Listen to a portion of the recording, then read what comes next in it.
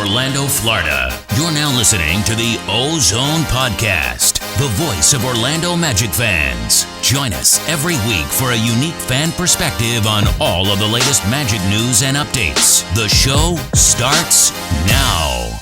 Welcome back to another episode of the OZone Podcast, brought to you by DraftKings and now part of the Basketball Podcast Network. We're your hosts, Al, myself, Anthony, and today is Friday, June 18th, which means we are exactly 4 days away from the NBA Draft Lottery, where we will finally find out where in the world we end up landing for next month's actual draft. And Al, what's up, man? How are you holding off? I know 4 days seems like a really, really long time. How are you feeling? So for me, luckily, I have family in town. So my in-laws have been here for about a week and a half, and they're keeping me really busy. So whether it's activities and taking them to the outlets and other cities and doing things, it's making days go by really, really quickly. So that's helping me. And of course, I'm going to work every day. So between work and then my in-laws and being in town, that's making days go by. But man, it's painful. I'm like looking at the time. I'm like, I can't wait for that day to get here to know where we're going to land. How about you? What's going on your world? Yeah, I mean, luckily there's NBA playoffs, so that's been kind of holding us over. 4 days isn't a whole lot of time, so I haven't been stressing myself out too much. I've been kind of doing things that you shouldn't do. So I definitely want some words of advice that we should kind of share with everyone on the do's and the don'ts. I'm going to share my don'ts. All right. A buddy of mine, he told me that, you know, we need to speak positivity. He says I'm too negative because my thought process is, you know, I'm going to prepare for the worst and hope for the best. Hope for the best, prepare for the worst. Right. And he's like, man, that's a negative way of looking at it. You got to be positive. You speak it to existence, the whole nine. So I was like, bet. So you go ahead and go on tankathon.com and you go ahead and do a sim. Send me a screenshot. I'm going to do the same. I'm going to send you a screenshot. And I swear to you, no lie, when we both did it, we both fell out of the top 5. Somehow Indiana ended up getting into the top 3. Chicago made it into the top 5. And it made my anxiety even higher. Those are the don'ts. So don't go crazy and sim your tankathon for the next 4 days. That would be my advice. Don't do that. Don't stress yourself out like I stress myself out. That and like you said, being negative. You know, like I see a lot of people being negative about the situation and already thinking like we're going to fall out. We're the Magic. We have bad luck. And I get it. We're just trying to protect our heart, man. That's it. When you love something so bad, when you love something that much, as a Magic fan, here's the thing. I give so many people credit, especially if you're a fan, if you live outside of Orlando, because I'm a strong believer that, you know, I didn't choose Orlando. Orlando chose me. Yeah. You know, I could have liked any other team, but I was born and raised in Orlando, kind of have to be an Orlando Magic fan, fell into it, right? For anyone that lives outside of Orlando, so Al, I give you a lot of credit. If you live outside of Orlando and you still chose Orlando, like you still chose the Magic to be your team, that's love. That's real love, because you have set yourself up for the possibility, the opportunity of being heartbroken. So in my opinion, the fact that, you know, I'm having this outlook is giving me less anxiety. As long as I prepare for the worst, if something happens and we get the number 1 pick, exciting. I'll be excited. But if we don't, it's kind of like I kind of knew, kind of preparing myself. Kind of. But see, we had been talking about it. We gotta remain positive. We've been doing this now for what, 2 months almost. But we're like, we know what's coming. We know the lottery's around the corner. And my thing has been Cade or Jalen Green. Like that, we're gonna end up with one of those 2 guys. I keep saying it. I'm speaking it into existence.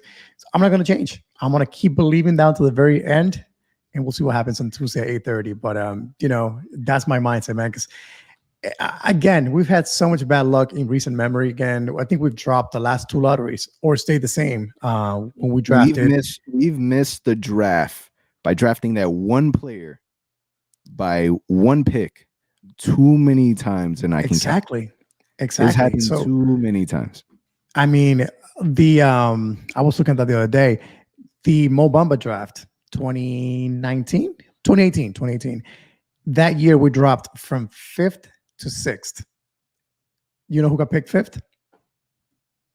Give me the name. Trae Young. Hurts my soul. Hurts my soul, man. So I think it's happened so much to us. We'll talk about it here shortly. The Magic, all the injuries that happened. We hosted the bubble. I think we're due some luck. And by that, I don't mean the first pick. I mean top 3 pick. And I think it's going to happen. Again, I hope I'm not jinxing myself here. I don't regret saying these things, but I'm going to be positive until the very end. So we'll see what happens. But next time we record and me and you talk about it on the podcast, we know where we stand. That's going to be exciting. Yeah, and you know what? Find yourself a dynamic that Al and I have. You need to be able to have that balance. So if you're too negative, make sure you have someone positive. If you're too positive, make sure you have someone that's a little more negative. That way you have a little equilibrium. Make sure that you don't hurt yourself, man. We're just trying to protect your heart. That's it. That is it. You definitely need that. Yeah, man. So we had to make some adjustments because there was some breaking news, not necessarily breaking news, but they did mention that they were going to announce all NBA rookie teams. And how could we not mention it in this podcast? So a little disappointment is going around, man, and I'm a little confused. I'm kind of hoping that you can kind of walk me through this, Al. Make me see it in a different way, because again, between the two of us, you're definitely the more optimistic one. So Shams went ahead and reported about an hour ago at 8:00 that the first team All NBA consisted of LaMelo Ball, Anthony Edwards, Tyrese Halliburton, Saddiq Bey, and Jayshawn Tate. And then the second team, Emmanuel Quickley, Desmond Bane, Isaac Okoro, Isaiah Stewart, and Patrick Williams. There was no Cole Anthony. And granted, Chumokiki was redshirted his freshman year per se, but he's considered a rookie. No Chumokiki. What is going on? How accurate, how far off do you see these all NBA rookie team selections? So I'm going to start being negative, but I'm going to end on a positive note. So first of all, the NBA messed it up tremendously. And I tweeted about it right after it was announced. There is no way that Cole Anthony does not make, at the very least, the second NBA all-rookie team. No way. And I tweeted all the stats, or the majority of the guys that made it, for Quickley, Okoro, Stewart, and Patrick Williams. I listed all of their stats. And those that are listening, I'm going to very quickly say this. Cole Anthony averaged more points, more rebounds, more assists than everyone that I just mentioned that made that team. So what makes it hurt even more, Cole Anthony was the runner-up right behind Patrick Williams for that spot. So keep it simple. Cole Anthony got robbed. That's the negative. Now I'm going to spin it to a positive. If I know one thing about Cole Anthony, and he tweeted about it already, his reaction, and you can say the exact words if you have the tweet up, 100%, this kid's going to take that personal. It's going to train even harder. He's been training since the season ended. He hasn't taken any time off that I think of. He's going to come back even better and play even harder to show people that they made a mistake. So that's my positive spin on the situation. Yeah, he tweeted out exactly, and I quote, "I ain't even gonna lie, y'all are mad disrespectful." Go ahead and give that man the ammunition, man. He's already like self-motivated, self-driven. He's already at the gym, busting his ass. Like he's already in the gym working. Give him more ammunition. You mean to tell me that if you were to do a redraft right now, that Cole Anthony wouldn't be in your top 10? Is that really what we're saying? Are we really saying that? There's like beyond the points and the statistics, and he played better than this guy, whatever the case may be. I mean, how many of these NBA rookies hit 2 game-winning shots in one season? Nope. I'm not saying that that's a solidified, haymaker, that's the reason why you put him in an all NBA rookie team. But my God, not even the second. First, I get, man, you got LaMelo Ball, you got Anthony Edwards, he's a guard, I get it, but not the second All-NBA? How? There's no way. No way. I don't see it. Markelle Fultz went down early. Cole Anthony took over that starting point guard position early, and it was rough in the beginning. But the end product of what we got, I don't see how he doesn't at least make the second. If I'm him, I'm mad. I'm mad. And mind you, there's some names in that first team that if you look at the numbers and even the impact they had on their teams, Cole Anthony played a larger role, and Cole Anthony had better numbers, even on the first team. So I'm talking about now 5 to 6 players that he should be above in this list of guys that made the team. But again, I'm 100% confident this is going to be ammunition for him to train even harder and play even better next season. So again, I'm all for it. It's all good. Man, I'll be honest with you, man, and maybe it's just me. Like I'm just looking at the names. Jayshawn Tate. Like why doesn't that name, like I can't even picture who that dude looks like. And I mean I follow the NBA pretty drastic. I mean, I focus more on the Magic, but who the hell is Jayshawn Tate? Undrafted kid from I don't even know where, but he plays for the Houston Rockets. Small forward. Played well. Not gonna lie, he played well this season. Not better than Cole Anthony. Just being real. Yeah, I don't get it. I'm lost. Lost for words. I'm Cole Anthony. I'm upset. If I'm RJ Hampton, I'm upset for Cole Anthony. If I'm any teammate of Cole Anthony, I'm motivated at the fact that, there's just no respect in Orlando. We can't win a slam dunk contest. We can't win a second team All NBA. Vooch, I mean, at least, he made it to the All-Star. That's the only thing. I guess. By the way, I know it's not on the agenda, it's not up on our plans, but I got to ask you, our boy Aaron Gordon being swept out of the second round and averaging like 6 points, did not make a 3-pointer the whole series. Talk to me about your boy. What's going on? Quickly. Man, I'll put it to you this way. He never got swept in a Magic uniform. Let's leave it with that. Let's move on. All right, man. We didn't get a chance to specifically talk about it. It might be a little late news, but I definitely want to share our thoughts because you and I haven't had a recorded conversation about it. So Orlando Magic, Steve Clifford, they decided to part ways. First and foremost, just real quick, what were your initial reactions and thoughts on the decision to leave the Orlando Magic? So we've talked about this, right, since the season ended and the way things went, right? Like everybody go away, go on vacation. We'll come back and talk about it. I personally had mentioned on the podcast how I kind of found the whole situation kind of strange and super strange. Something didn't seem right. Now we have a little more details. Now we know kind of that Clifford's the one that decided to part ways with the Magic. He wanted a more of a vet team and more of a competitive team, which honestly, I think the Magic still are going to be pretty decent next season. But either way, he decided to walk away, which again, I saw a possibility for that to happen. So I can't say I was 100% surprised when the news was announced. But it was still shocking just because we knew there was a chance that he may come back at least in the final year of his contract and ride it out. But again, he chose not to. And again, that's okay. I respect it. I think it's the best thing for the team though, overall. I like Clifford. I think he's a guy that got us to the playoffs, created some sort of culture in Orlando of, hey, winning matters, accountability matters, and that's important. But the voices or the guys hearing his message in the locker room changed completely.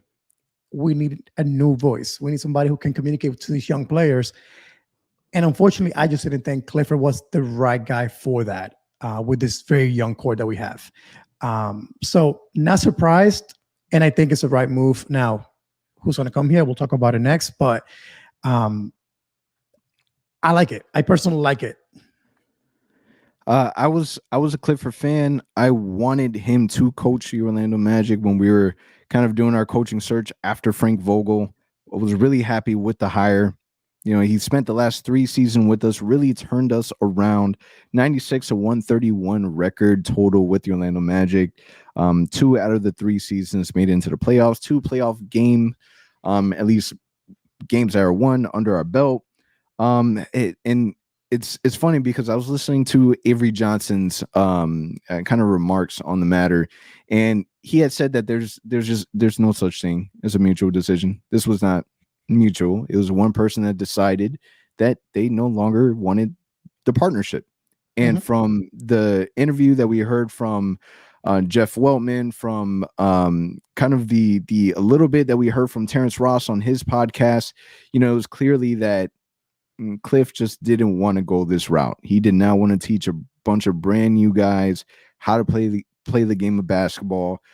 He's in here to play the vets and play at a high competitive level. And not that our players can't, but he expects a certain amount of detailed preparation that he, I guess, didn't feel that this team is able to do either off the back or without him having to teach the players to do so. So I think that initially it was kind of like, man, we talked about it. We knew that it's a possibility, but the fact that it did happen kind of left me in shock the same way when we found out that we were trading away Nikola Vucevic on the trade deadline. It was just, it felt like the world kind of paused for a second. It was like, oh, this is really happening. Like now we traded the young vets that we had. We brought in some new rookies. It already felt like, all right, this is a new era of Orlando Magic basketball. But now with Cliff leaving, now it's really a new era of Magic basketball. You have Terrence Ross, that is literally the longest standing tenured personnel on the actual team. And it's refreshing. I'm excited. Like, how are you not? This has to be by far the most exciting offseason that we've had in a really, really long time. We got to look for a brand new coach. We got to look for to find out where it is that we land in the draft. We have to draft players. And if we don't draft where we don't land where we're supposed to draft, what moves are we going to make? We have free agency coming up. There's so many different things that are happening in a small time period that it's kind of like our front office has their work cut out for them. We're still in the playoffs. They can't even get to the process where they're interviewing all these other coaching candidates. And we're going to talk about it more in just a moment. But, the NBA, I don't know what's in the air, what's in the water, but everyone's making the decision to, hey, let's go with a different voice, a different direction. And they're right now at this moment, there's expecting to be 6 available head coaching job positions out there. Insane. And it's ironic because it's you don't want to get the leftovers. You want to be able to pick your guy, and maybe in a season where there's maybe 2 coaching positions open and a coach that wants to get back into the league, they can choose from one or the other, but there's 6. How do you feel about the position that the Orlando Magic are in? And if we're comparing with other teams, where do you see Orlando falling in that rank of, desired decision of choosing to be the head coach for? So I think that the first thing that comes to mind to me is there are 3 guys that for sure will have jobs next season, and that is Terry Stotts, Clifford, and Rick Carlisle. I expect those 3 guys to be hired, right? So out of 6 open positions right now, I think 3 of those teams will get filled with those guys.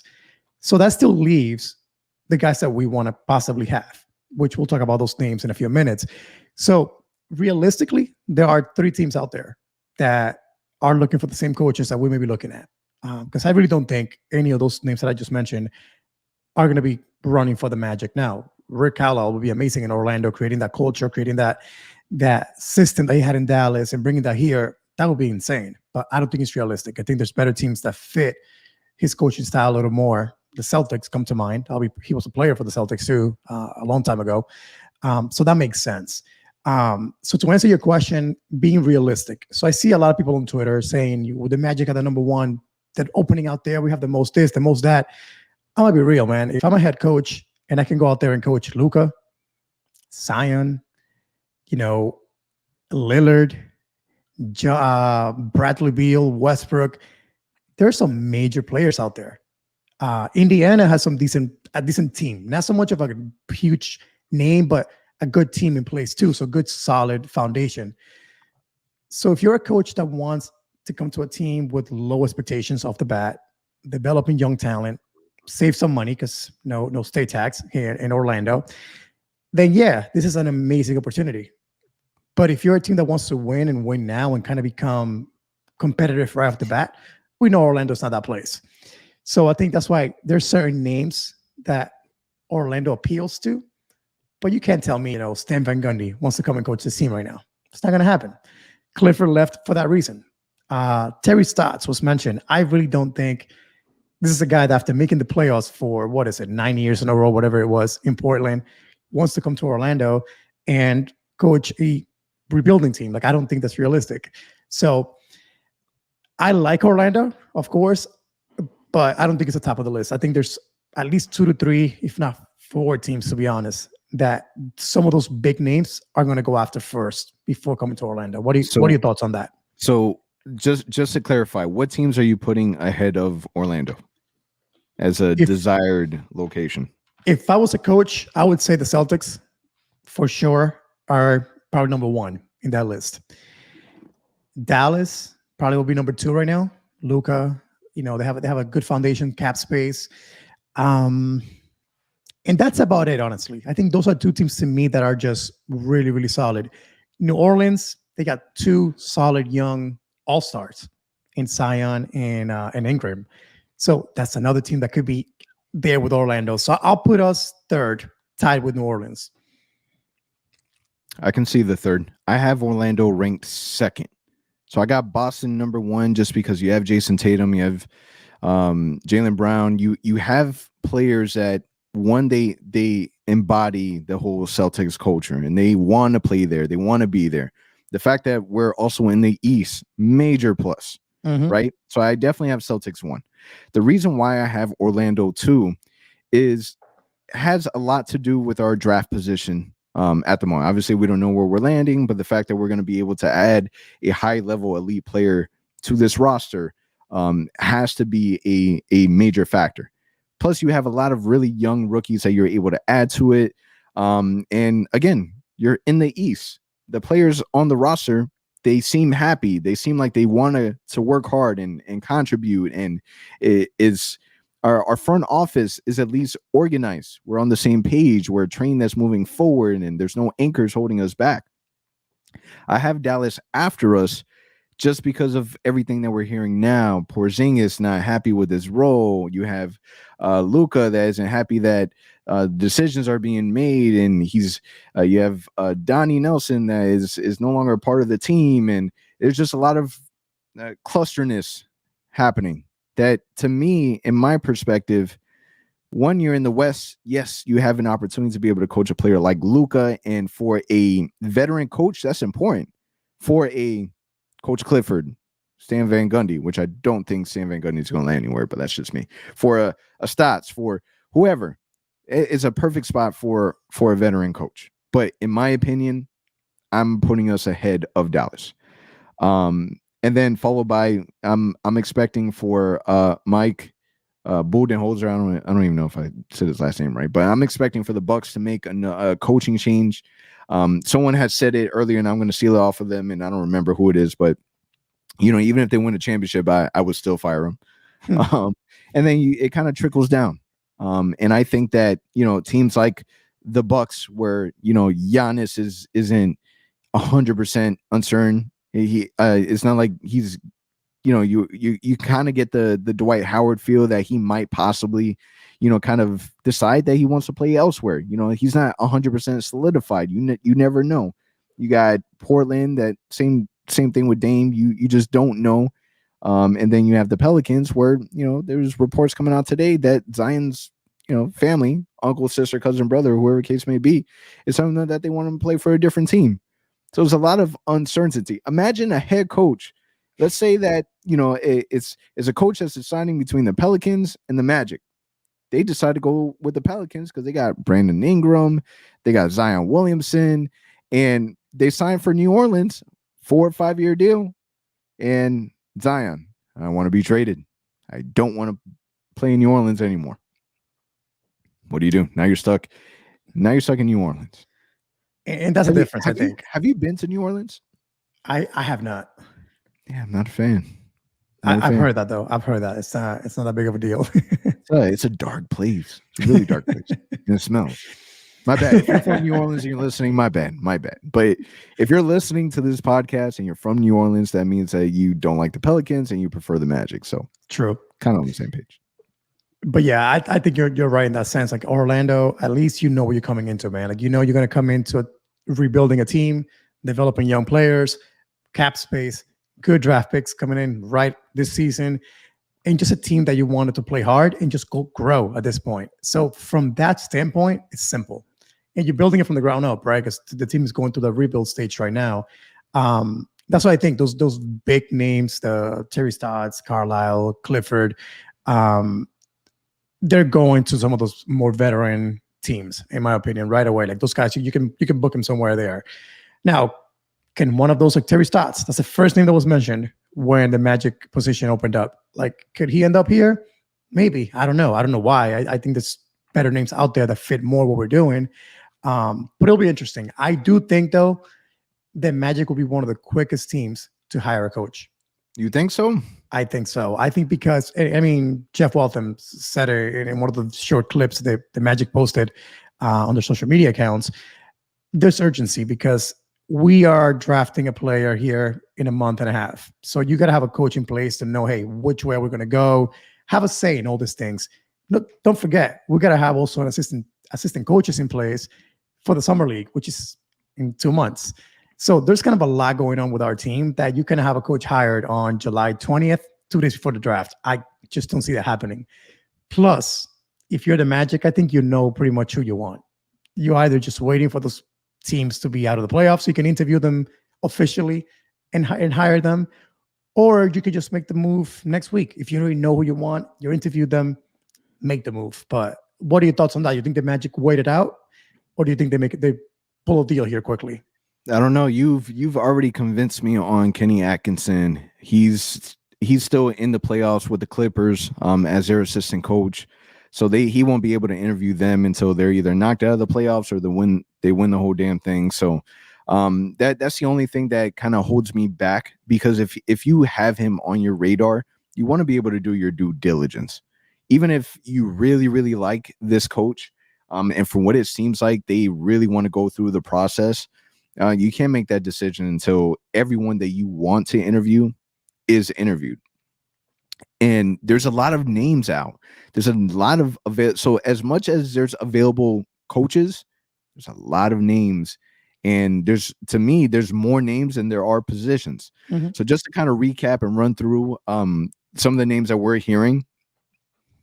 We're looking at, so we got the obvious Penny Hardaway. All right, so that kind of seems like a civil war across Orlando Magic fans. Some Magic fans are all for it, and they want to bring Penny back into the pinstripes, and some are completely against it, stating that it's more for nostalgia reasons. We got Mike D'Antoni that's been linked, Kenny Atkinson, Becky Hammond, Jason Kidd, Sam Cassell, and Wes Unsealed Jr. Did I miss anyone? Terry Stotts. He was the very first one. That one seemed weird though, because they literally mentioned Terry Stotts immediately. I'm talking about immediately after. And don't forget, the person that tweeted it was Mark Stein, who, not for nothing, is the only dude that has some sort of clue as to what the Magic are doing. It seems like every year. So I don't know. Is there any truth to that? Who knows? But yeah, I did find it kind of weird that as soon as the opening came up, his name came up. Yeah, so a lot of interesting names. Some of the names that stick out to me is Jason Kidd, for the simple fact that this is someone that already has ties to the front office. Hired in Milwaukee, not fired in Milwaukee by the front office. And there's some ties, and the thought with Jason Kidd has always been, he was hired as an assistant coach under Vogel. To replace Vogel if Vogel didn't work out. And obviously Vogel won the championship in the bubble. I kind of thought that the way that this season ended, that Vogel was going to be out the door and Jason Kidd would have just replaced it.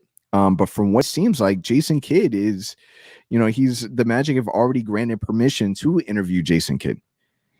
So there's ties, and they're already stating, there's already reports saying that he would, sources are saying that, he would be open and excited to be able to look at the Orlando job and work with the young players.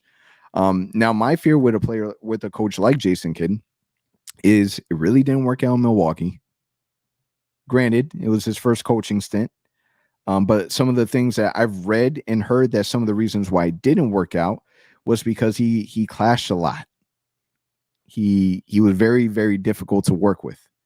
And then Brooklyn was also another cringy experience. You remember that Brooklyn play where he really needed that timeout? Yep. He really needed that timeout and he didn't want to use the timeout. So he asked one of his players to bump into him and he spilled water on the floor.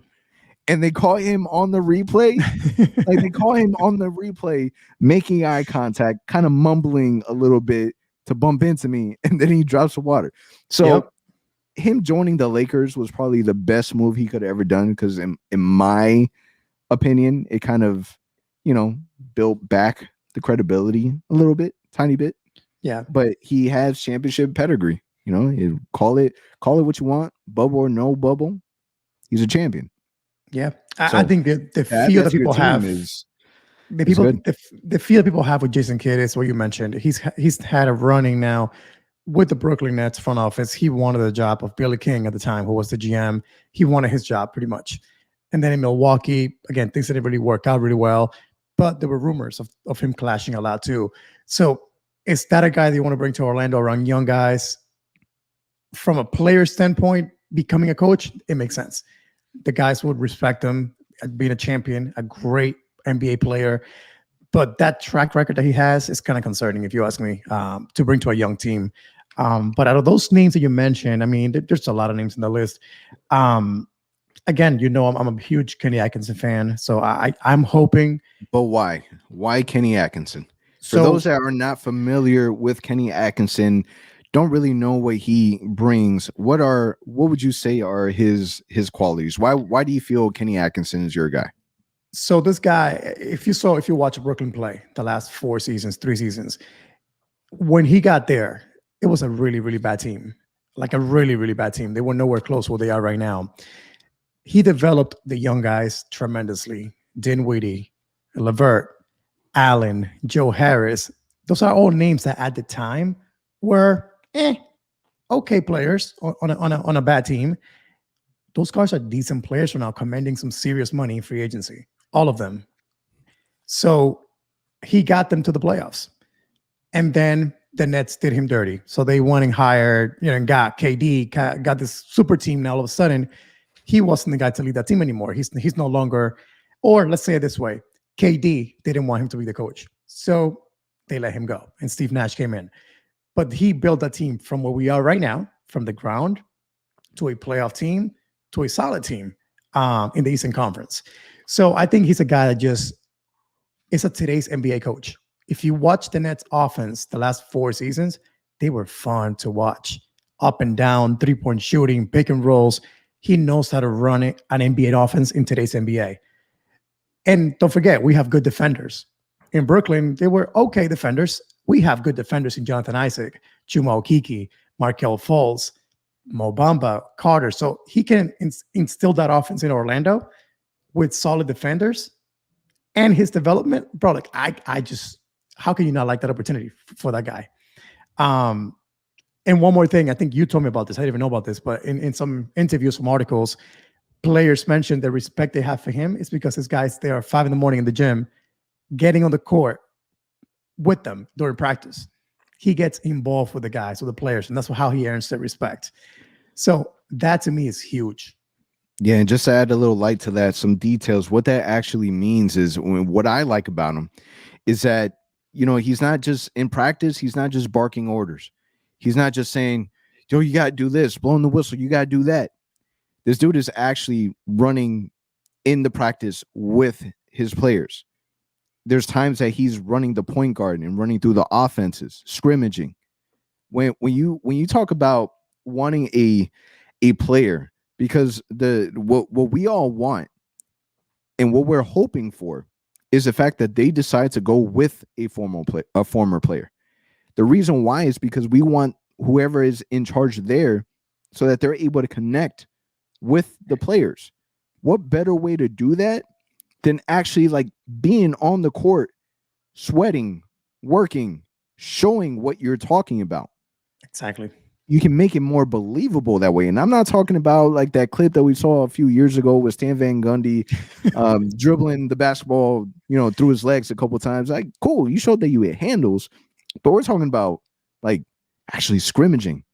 So I watched was it Omar? I think it might have been Omar Magic on Twitter. I can't remember. My bad. I'm sorry. If you're listening to this, I'm sorry that I'm not giving you the right credit.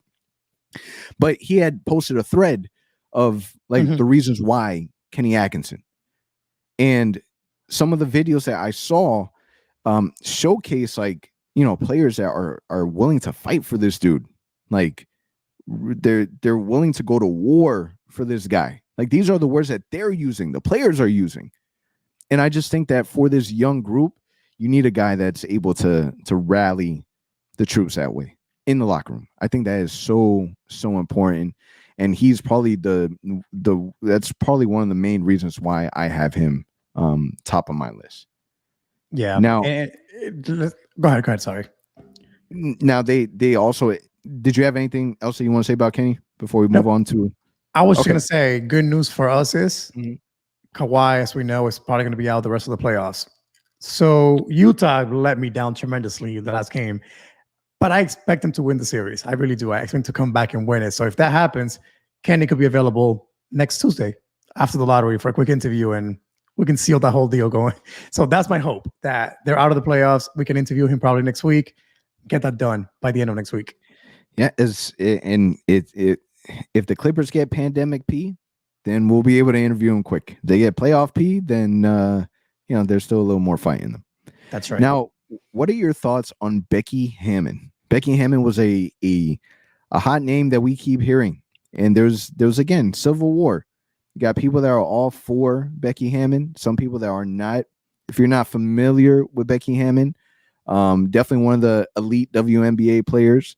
One of the first assistant coaches in the NBA, woman under the Popovich tree. What are your thoughts on Becky Hammon? How do you see that kind of fitting in the mold here? I'll tell you what. So my real feelings are she has my respect. She's earned her position. She's earned the job that she currently has. And I would be 100% okay if our front office decided, hey, we interviewed 20 candidates. She was the best one. I'll trust them enough with that decision and with that hire. Would I be upset? No, because again, she has shown that, hey, as a player, she's a player. She played in the WNBA, has been in locker rooms with Popovich, one of the best coaches in the NBA history. So I feel like she's earned the right to earn that seat in Orlando, being the head coach, if that's the way they go. From a media standpoint, Orlando would be center stage. And I think that if they go that route, it would probably get us some national TV games just because we hire her. And I wouldn't want that to be the reason why we hire her. So I hope Orlando does not make the politically correct or the right thing to do because they're trying to bring this movement. It shouldn't be for that reason. It should be because she's the best candidate. I think she truly would be. If she beats out Kenny Atkinson and all these other guys because she has a better game plan for this team long term, then you know what? I would be okay with that. And we'll talk about who is on our like top 3 head coaches list, and she makes it. So that tells you how highly I think of her.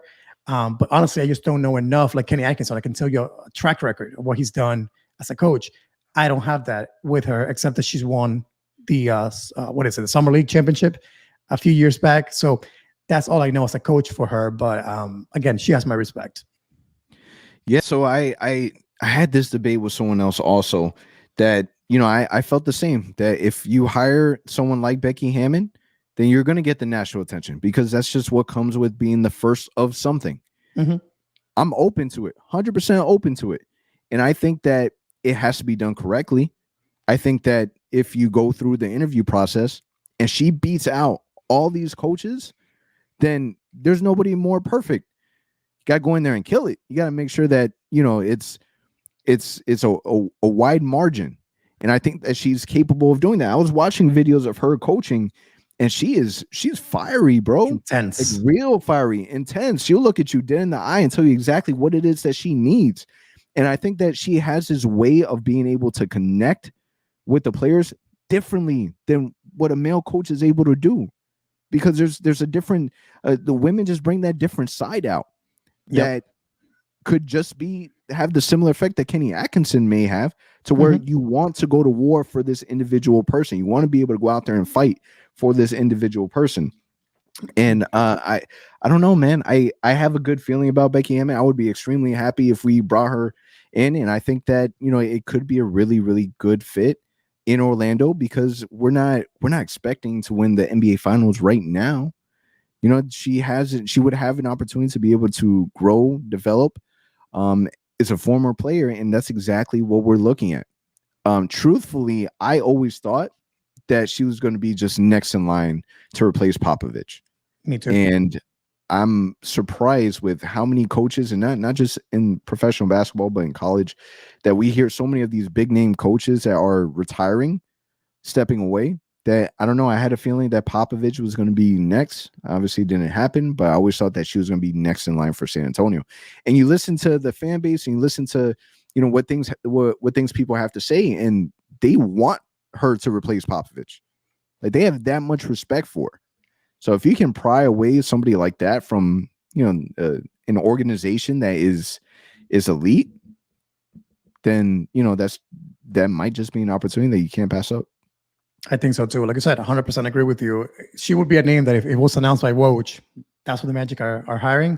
Again, I wouldn't be surprised, number one, and I would not be upset, number two. Like, there are a few names that I would be like, what the heck are we doing? Like, why? But there's a list, and I'll name you some of those names in a few minutes, that I'll be like, sure, let's get to work. Like, she's in that list. Yeah, so we'll see what happens. Like we said, you know, I'm really hoping that we wait until the Clippers get in. I really want Kenny Atkinson, but we'll see.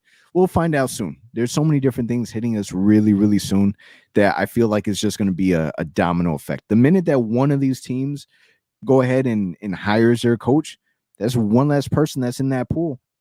And if you don't chop and get to the next one, another team's going to do the same. And then I think that once that one falls, and we'll start to see more of these coaches get hired. So it's going to be interesting to see where everyone falls. I agree. Now, Zach Lowe, and I just want to mention real quick before we get into our tankathon, but Zach Lowe of ESPN, he had a podcast that he was on, his podcast, where he suggested it wasn't Zach Lowe. I think it was what's the other guy's name that he's on the podcast with? It varies, but I think I just know it wasn't his podcast. Yeah, okay. It was on his podcast. I can't remember the name. But they suggested a mock trade. So there's been issues coming out of the Dallas front with Porzingis not being happy with his role and not being happy with how he's being used. So they proposed a mock trade that suggested Porzingis for Terrence Ross, Gary Harris, and Denver's 2025 first-round pick. Yay or nay? Is that something that you would consider? So Porzingis, the dude is still the unicorn, man. That hasn't changed. Yeah, he may have struggled with injuries. Yeah, we get it. The difference between Dallas and New York is in Dallas, he's not the main dude, man. You're not that guy. That's and you can't take that away from Luka. The offense is going through Luka. The ball is going through Luka. In New York, that you didn't want to be in. In New York, you had the glamour, you had the fame, you had, the primary focus is on you. And it wasn't the case in Dallas. But do you take the risk? I'll tell you what, it's hard, right? Because I like Terrence Ross, I like Gary Harris, but this is a name that is intriguing. It would also mean that you're probably going to have to move on from either, what is he playing now? Center, right? He's a center for the Mavericks. That's what the role he played. So you would also have to move probably Mo Bamba or Wendell Carter in a separate trade if you were to make this move, which I don't think the Magic would, but just playing along here, I wouldn't be upset with a lineup of Porzingis, Jonathan Isaac, Chuma Okeke, Cade or Jalen Green, and Markelle Fultz. Like, that wouldn't be a bad team. Now, don't forget, Porzingis getting paid a lot of money, but don't forget also, he averaged 20 points, 9 rebounds while shooting 38% from the field this past season, in which it was a down year for him, according to many. So, guy's still young enough. He was not the first option on offense. In Orlando, he would be up there. as one of the guys that would shoot the ball the most. But just a lineup of Jonathan Isaac and Porzingis together at center power forward, that's a lot of length. The concern is the injuries with him, as we know. He's always been hurt. His knees have been an issue. Can he stay healthy? So I wouldn't hate it, but that salary is a lot of money to pay for a guy that cannot stay healthy. Yeah, that salary is a lot. And I got the contract here in front of me. Obviously not the real contract, but what he's getting paid is he's still under contract for the next 3 years. He's 25 years of age. The contract goes, he's getting paid. So this past season is getting paid 29 mil. It goes up to 31, 33, and 36. This was not a Jeff Wellman contract whatsoever. So instead of declining, is increasing. So it varies, man. Do you really want to pay that much to, another player that you add that is also struggling and having challenges with injuries? Like, I feel like we have way more than enough of that on our plate. But at the same time, it's a disgruntled star, and it doesn't impact who you may think that you may want in the NBA draft. He's 7'3". Put him in the center position. And that's what's intriguing to me. Him and J.I. together, that's a lot of length. That's a super amount of length. And I don't know, man. Like, I don't know. Is he? People will take this as a hot take, but could he become a Vooch with proper coaching and proper development in Orlando? Could he be that guy that averages 22 points a game, 12 rebounds, like Vooch was doing? He's not far off. And that's the thing, man. Is that the East is it changes players, man. The West is just so tough. It's a battle zone every single time, especially for the bigs. But you take Porzingis, put him in the East, man. That's a whole nother wide of we've already seen what he's able to do in the East. This is also a player that the Magic wanted previously. Hennigan wanted to draft Porzingis. I don't know if the story is true or not, but from what I heard and read somewhere, I don't know where, but I heard that they were going to draft him a year earlier, and they were going to tell nobody about it. He wasn't crazy about Orlando, decided to not join the draft early. We tried to draft him again. Knicks got to him. We were off by, that's another scenario where we were off by one pick. By one pick. So I'm not an advocate for it. I'm not trying to convince no one to do it. A part of me is kind of, I'm not 100% against it. It's just, man, it's a lot of money. I'll tell you this, the 2K GM in me would do that trade just to see what it looks like with J.I. and him playing together with Markel and the rest of the guys. Again, a fast-paced offense with him kind of trailing like Vooch used to do and just popping threes all day long. It's intriguing. But again, in 2K, I would do it. In real life, I think I'd rather have that cap space next year and see what we can do in free agency. Just a reminder, just to put it in perspective, 7'3", 7'6" wingspan. My goodness. Sheesh. My goodness. Weren't the Mavericks, didn't they want Mo Bamba? Weren't they interested in Mo Bamba? They did. I'm pretty sure they were. They did. In some capacity. I'm pretty sure they were. It's Texas.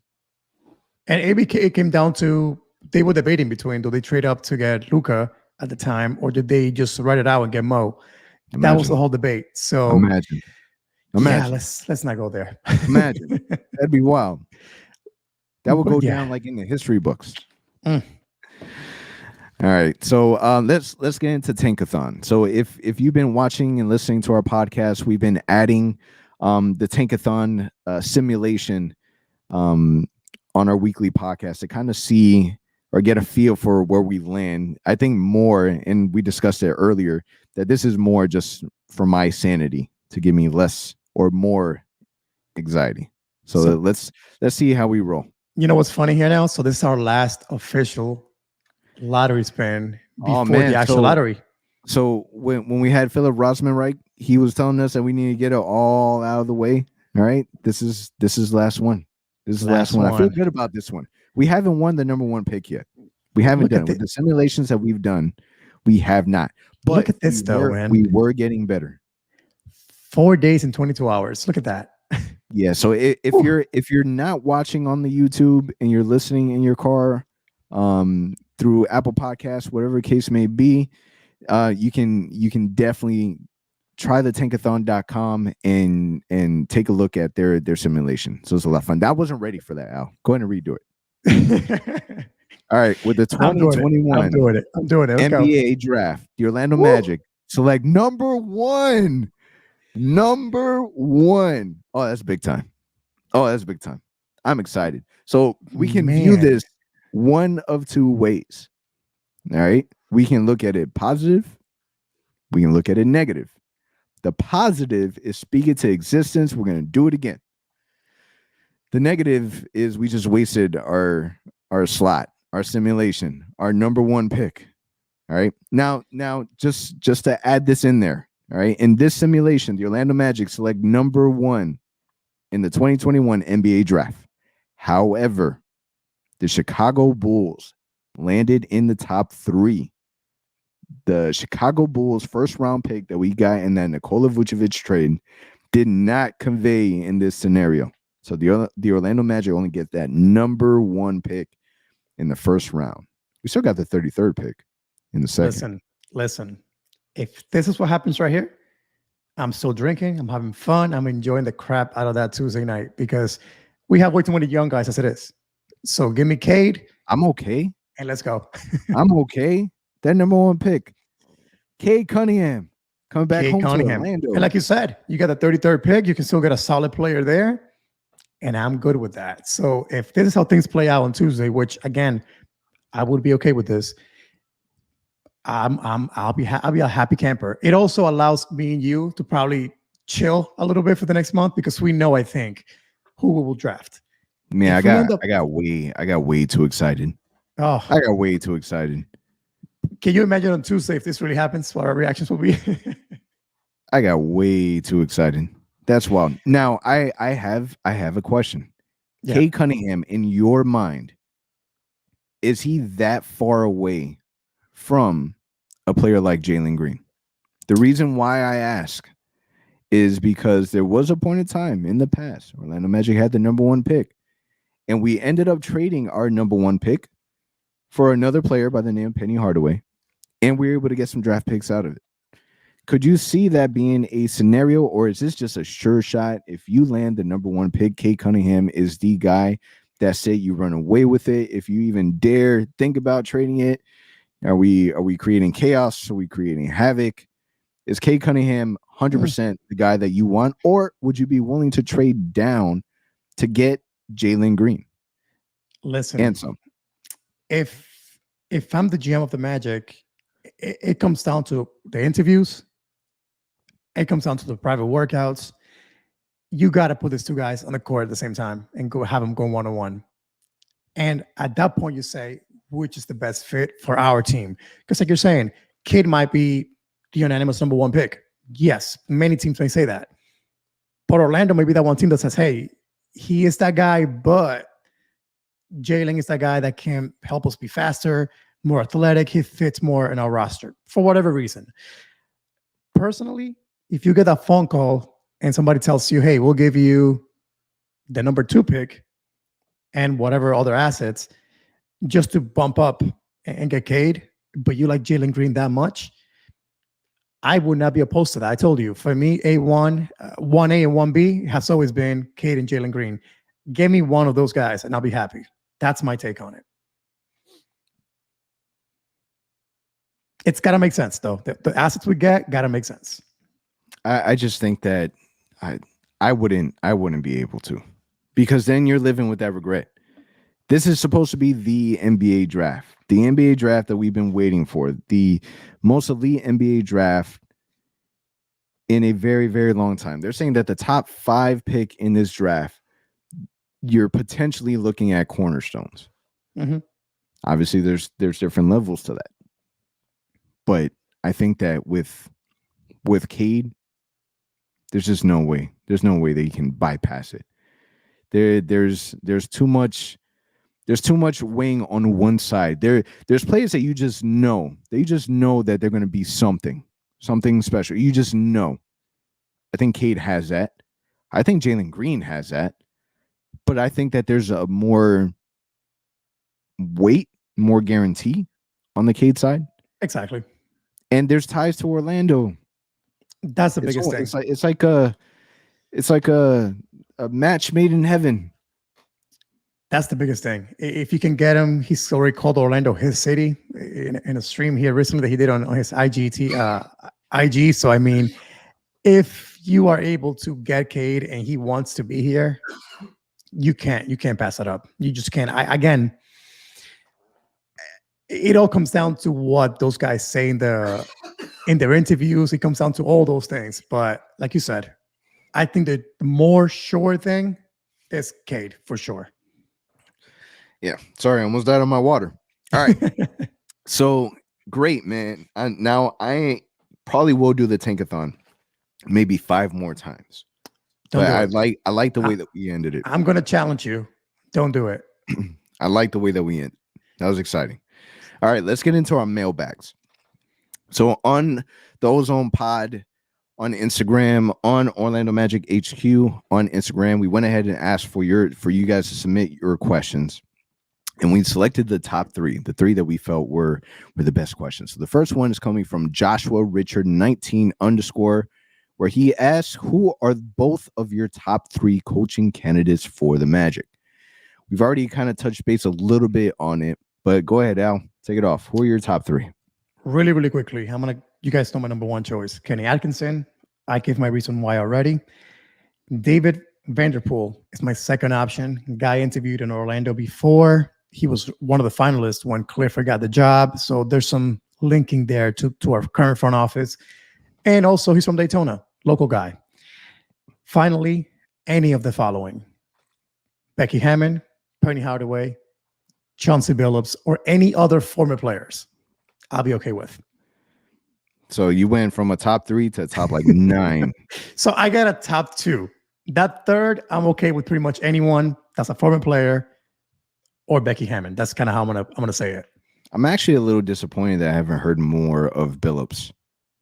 More of that name connection. A little disappointed. That's true. So for me, Kenny Atkinson, top of my list. I would be happy with Becky.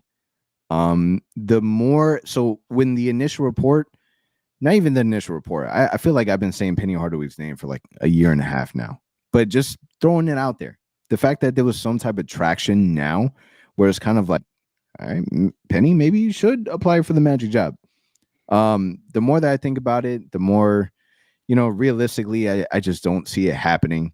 He just signed a 5-year contract extension back in December for, I want to say it was 12 mil, something like that. His son plays on the roster with him. He's a redshirted junior for this upcoming season. I don't see it happening. I read somewhere, I think it was Orlando Pinstripe Post. I think they read something or said something about, maybe we can convince Penny if they decided to like bring his son along and have his son play in the Lakeland Magic, playing the G League. So I don't know. I don't see it. I don't see it happening as much as I would love it. We discussed it a little bit earlier. If you have an opportunity to get Carlisle, then you gotta do it. There's no way that you can pass it up. If he's open to it, bring him on board and make sure that you bring Daryl Armstrong with him. Yes. Bring Daryl back home. Make it happen. I would be excited for that. Dude, that guy is Carlisle's a guy that has been in the playoffs, seems like every single season. He's always been building winning teams. I don't see why, again. It's a realistic, I think, again, Boston is more of a realistic thing for him. Maybe Portland, maybe Milwaukee if they open up, like one of those teams. But if it's willing to and takes an interview, that's a sign that he may be willing to come here. Yeah, and so the Pelicans, it was reported that the Pelicans decided to part ways with Stan Van Gundy. Wasn't really parting ways. He was with them for a year. They canned him. Yeah. No, we do not want Stan Van Gundy to be the head coach of the Orlando Magic. No. If you're thinking about that, stop. No, at all. Zero. What I would be open to is if you did bring in somebody like Penny Hardaway, if you did bring in Becky, If you're taking the risk on a first timer, I wouldn't mind. Imagine having Penny Hardaway and Stan Van Gundy as your assistant coach. That makes sense. That's not bad. That Yep. for those that are completely against Penny Hardaway doesn't have experience. Listen, for the head coaches that don't have experience, they do this every single time. They always have a really good support system around that brand new head coach with coaches that know what they're doing. I would accept a return. While you're at it, go ahead and bring Dwight Howard back. No, I'm just kidding. Stop it. All right. So this next one comes for Keep It Juan, who asks, who would you send to represent the Orlando Magic this year at the podium for the lottery? That's a good question. I'll have you go first. Oh man, I was gonna coattail on yours. I was gonna agree with you. All right. So I mean the old school Magic fan in me is telling me just to send Pat Williams back out there again. But if Pat isn't in there, then I don't know, it'd be cool to see Cole Anthony out there. It'd be cool to see him kind of like imagine. Let me paint it out for you. The Orlando Magic win the number 1 pick in the NBA draft, and him just holding the ping pong ball. He's like, yeah, like that's I want it just for out of my pure entertainment. I would love to see Cole Anthony there. Whether he's happy or not happy, at the very least, I'll be entertained. So let's throw Cole Anthony out there. So I went that route too. I kind of went player. I thought of Pat Williams. I'm like, listen, he's got too much luck already. He got us Shaq, he got us Penny, got us Dwight, didn't he as well? So I'm like, he's already out of luck. I think that's why we've had bad luck the last few seasons, times we've sent him. So we're good with that. For me, it's either J.I., Markel, or Cole Anthony. So basically saying a former player, a current player on the team, one of those young guys. Ideally, Cole Anthony for the reaction. I can just imagine when they say, and with the second pick, the Detroit Pistons win the pick, and you know the Magic at the first one, he's going to go nuts. Like I can just imagine him being there. Because that's really the surprise, right? When you win the first pick, it's 2 teams left. Who gets a second pick? You already know who gets the first one, right? So that's that moment where I think he would just go insane.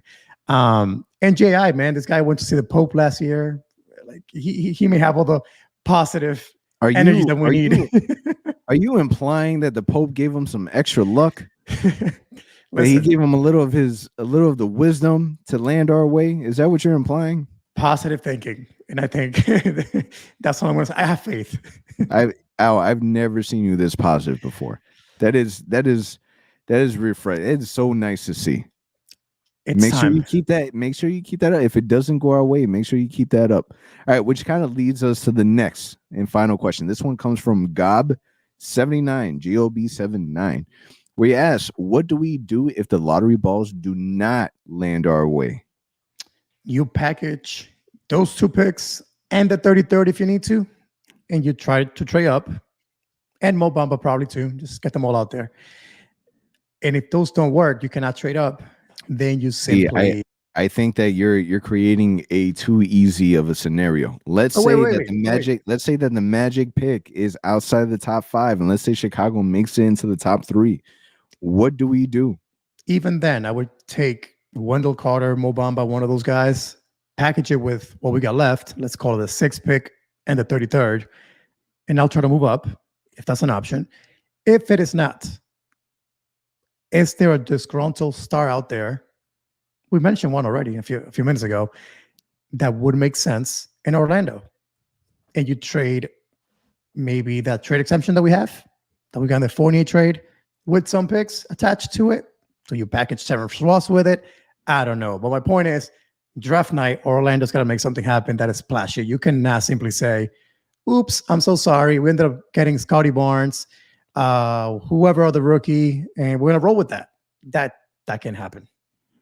I feel like Porzingis is like a Lamborghini, but it has like one of those alerts on the dashboard that says it needs maintenance. Yes, I feel like that's what we would get with Porzingis if you wanted to, trade for a disgruntled star. So he wouldn't be my number one choice. My number one choice would be probably Bradley Beal, and you basically cash in at that point. Say, you know what, we're gonna go all in, and we're gonna go and try to go with him being the scorer the young guys follow suit. I don't know. Yeah, what do we do if the lottery balls don't land our way? I think that when we look at the Mavericks, the Hawks, and we've mentioned this before in our episodes, that their trajectory completely changed once they drafted these players. I'm sorry, free agencies are the top tier free agent players, especially if they're young. They're not coming here. We're gonna have to go get them, and if we do not get lucky, I've said it before, we have to go out there and create our own luck. If it doesn't land our way, which there's a massive possibility, go out there and get them. There's no ifs, ands, or buts about it. Anything outside of that top 5 is a major, major disappointment. It's a failure. Not that it's in the front office's control, because they did everything within their power to put ourselves in that position. But you got to make it happen. You have, because we've already talked about it. We've already said that we have a lot of really, really young pieces, a lot of really, really young, and it might be a little hard to develop every single one of them. I really like our players. Could it be time to cash in to make sure? Hopefully we don't have to. Hopefully my hashtag is going to be for the next few days. Hashtag whatever it takes. That's it. Make it happen. Make it happen. Make it happen. All right, Al. Final thoughts. Final thoughts is, hey, we made it, man. We've been talking about this since the season ended. Really, since the trade deadline. We were like, hey, we know it's all about the lottery at that point in the draft. So it's been about 2 months now that we've been going at this. It's finally here. Me remaining positive, all I'm going to say is, basketball gods, you owe us. You took away Markel. You took away J.I. All the damn injuries. We blew our team. We did it right. We tried to do things right. Didn't work out for whatever reason. It's time to pay us back. So my final words is, basketball gods, help us out, man. We need that. We need that ping pong ball to fall in our favors this year. We definitely do. Man, think about this for a second. It could change our Orlando Magic team for the next at least 8 years. Having a guy that we draft number 1, number 2, that turns into an all-star. It's, again, like you said before, Luka, Trae Young, Zion, those guys transform franchises. We need one of those guys. We're in a good route, man. The person that we decide to hire to develop these players, the front office has already made comments about, we understand that we've gone through different coaches in a very small amount of time and it's hindered development. I feel like they would put us in a position where they won't rewrite history. But if we're able to knock out this hire and just swing for the fences and really get a stud hire and also get a top 3 draft pick, I'm not like the Chicago Bulls pick is bonus. It's cherry. It's whatever it comes with. It comes with. But if you're able to hold that down, we're gonna be all right for years. 4 years. Like I'm jealous sitting at home watching all these teams, like the Hawks. The Hawks are damn near on the verge of really making it to the Eastern Conference Finals. Insane. They're literally on the verge. At the same time, relax, take a step back, hope for the best, prepare for the worst. That's it. That's it. That's it. A couple more days to go, we find out where we land. The next time we talk to you guys, we'll know exactly that. On that note, it's a wrap, man. Thank you for listening. We'll see you next week. Thank you for listening to the OZone Podcast, the voice of Magic fans. Follow us on Twitter and Instagram at the OZone Pod. And remember to subscribe and leave a 5-star review on all your favorite podcast listening platforms.